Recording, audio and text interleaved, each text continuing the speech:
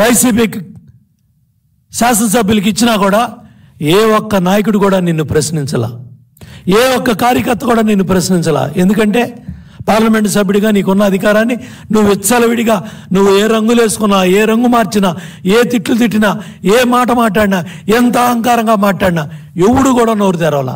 ఎందుకంటే చంద్రబాబు నాయుడు గారి మీద మాకు గౌరవం, చంద్రబాబు నాయుడు గారి ఆయన కష్టం పట్ల మాకు గౌరవం, ఆయన పడతా ఉన్న ఇబ్బందుల పట్ల మాకు ఉన్న అభిమానం, గౌరవం. ఆయన పడతా ఉన్న కష్టాన్ని చూసి మేము కూడా ఆయన కష్టంలో ఒక్క 10 పైసలు, ఒక్క 10% మేము కష్టపడుతున్నామని మేము ఆత్మవిమర్శ చేసుకుంటాం. ఇన్నిసార్లు మాకు బీఫామ్ ఇచ్చాడే, పాపం స్వయంగా ఆయన కుటుంబ సభ్యుల్నే విమర్శించారు. లోకేష్ బాబుని ఆయన కుటుంబాన్ని అడ్డగోలుగా విమర్శిస్తూ ఉన్నారు, బాలయ్య బాబుని ఆయన కుటుంబాన్ని విమర్శిస్తూ ఉన్నారు, పవన్ కళ్యాణ్ గారిని ఆయన కుటుంబాన్ని విమర్శిస్తూ ఉన్నారు. అటువంటి అవినీతి పరుడు పక్కన, అటువంటి దుర్మార్గాలు చేసే జగన్ రెడ్డి పక్కన చేరి అమరావతి రైతులను కించపరుస్తావా?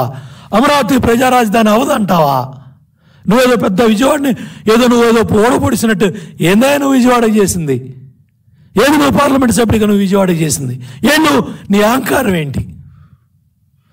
ఒకటే తెలియజేస్తున్నాం, నోటికి వచ్చినట్టు అద్దు అదుపు లేకుండా మాట్లాడొద్దు. నువ్వేం చేసావో చెప్పుకో, కాదంట్లా. కానీ ఈ విధంగా మా నాయకుడు చంద్రబాబు నాయుడు గారిని కానీ లోకేష్ బాబు గారిని కానీ నీ ఇష్టారాజ్యంగా నోటుకు వచ్చినట్టు అద్దు అదుపు లేకుండా ఓడిపోయాం, నీకు ఆఫ్టర్ఆల్గా కనపడుతున్నాం. ఎంతోమంది మహానాయకులు, ఎంతోమంది నాయకులు ఓడారు, గెలిచారు. స్వయంగా ముఖ్యమంత్రి అభ్యర్థే గెలిచాడు, ఓడాడు. ముఖ్యమంత్రిగా 10 ఏళ్ళే చేసిన పక్క రాష్ట్రం ముఖ్యమంత్రి ఓడాడు, గెలిచాడు ఎమ్మెల్యేగా. గుర్తుపెట్టుకో. అహంకారం, ఇంత విచ్చలవిడి అహంకారం ప్రజలు సహించరు. కనకదుర్గమ్మ తల్లి సహించదు, ఏ దేవుళ్ళు కూడా సహించరు. అహంకారం ఉండొచ్చేమో కానీ ఇంత అహంకారం, ఇంత బలుపు, ఇంత నోటికి అద్దు అదుపు లేకుండా మాట్లాడటం అనేది కరెక్ట్ కాదు. 6 శాసనసభ్యుల్ని, 6 ఇన్ఛార్జీల్ని నట్టేట ముంచి గెలిచిన 8,720 ఓట్ల మెజార్టీ అహంకారంతో మాట్లాడటం మంచి పద్ధతి కాదు. నువ్వు చేసింది ఏమైనా ఉంటే చెప్పుకో. మీ నాయకుడు జగన్మోహన్ రెడ్డి గొప్పతనాన్ని చెప్పుకో తప్ప విజయవాడలో అభివృద్ధి జరగలేదు, మేము చేయలేదు, లేదా ఇట్లా నోటుకొచ్చినట్టు మాట్లాడితే కార్యకర్తలు, నాయకులు సహించరు. ఎన్టీఆర్ తెలుగుదేశం, కృష్ణా జిల్లా తెలుగుదేశం పార్టీకి కంచుకోటలో ప్రాణాలు ఇచ్చే కార్యకర్తలు, నాయకులు ఉన్నారు. నీలాంటి అవకాశవాదులు, నీలాంటి అహంకారపూరిత వ్యాఖ్యలు చేసే నాయకులు నీతో ఉండొచ్చేమో కానీ ఏ కార్యకర్త, నాయకుడు కూడా నీ చెంతం చేరటానికి, నీ పక్కన ఉండటానికి కూడా ఏ కార్యకర్త, నాయకుడు ఇష్టపడలేదు.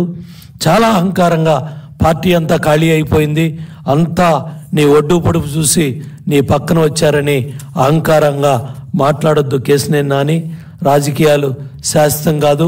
ఇవాళ జగన్ రెడ్డి పంచన చేరి మా నాయకుడిని కానీ మా లోకేష్ బాబు గారిని కానీ నువ్వు కించపరుస్తూ మాట్లాడితే ఇంకా అధపాతానికి దిగజారిపోతావు.